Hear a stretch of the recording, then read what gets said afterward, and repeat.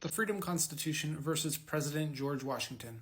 Compensating members of Congress for their service.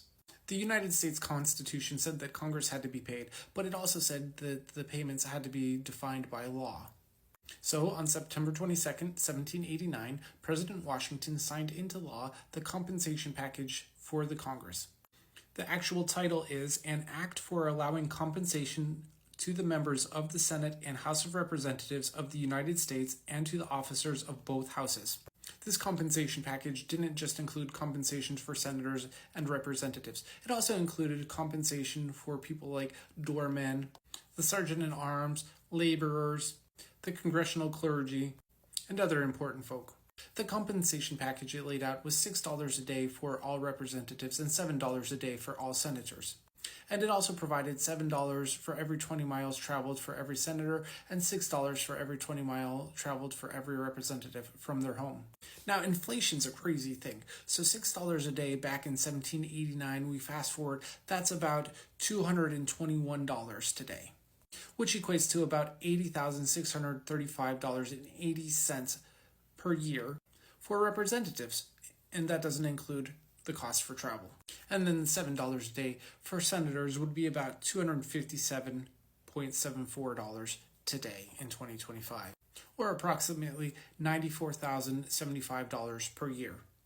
So right around $80,600 or $700 and $94,000 doesn't seem like a bad salary in today's time. But that's far less than what representatives and senators actually make in today's time. So let's compare that to the Freedom Constitution and see how President George Washington's compensation of Congress compares with the Freedom Constitution's compensation of Congress. Article 2, Section 5 of the Freedom Constitution covers this subject. I'm going to read the first 3 paragraphs of that section, so now would be a great time to double speed the video if you aren't currently. Section 5. The senators and representatives shall receive a compensation for their services to be ascertained by law and paid out by the Treasury of the United States, but shall not be paid more than 8/5 of the median compensation of the citizens and non-citizens of the United States. No law shall be created which alters the compensation for members unless such law receives approval by the intercedent and must take effect after the 3rd senatorial election after the law is enacted.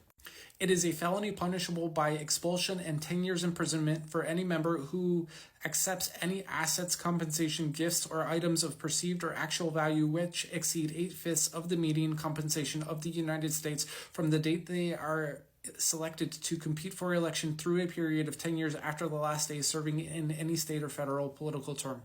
That was a lot, so let's break it down. Members of Congress can receive 160% of the median income for all American citizens and non-citizens. One estimate puts the median annual earnings for full-time workers around $62,000. This would mean Congress's max income could be $99,174, which seems like a lot. But in some cases, that's almost an $80,000 pay cut for some members of Congress. And remember, if American incomes go up, Congress's max pay can go up. If incomes go down, Congress's max pay can go down. The Freedom Constitution goes on to say that if Congress wants to change their payment scheme, they have to get approval from the intercedent. And who is the intercedent? It's you, the American voters. And the first 3 paragraphs wrap up with a clause that say Congress members can go to jail for 10 years and be kicked out of Congress if they receive any gifts or anything of value that is equal to or greater than their annual compensation. This doesn't prevent anti-bribery laws or any other sort of laws. It sets a bar saying that if they receive this level of compensation or other monetary benefit, they automatically are eligible for conviction of a felony, imprisonment for 10 years, and kicked out of Congress. And that law starts the day they decide to run for Congress through 10 years after they're either not elected or they leave Congress. Tying Congress's compensation to how much you get paid ensures Congress works for you. Because a Congress that doesn't work for you does not create safety, it creates oppression. And the Freedom Founders want you to have safety without oppression because safety without oppression is a fundamental human right.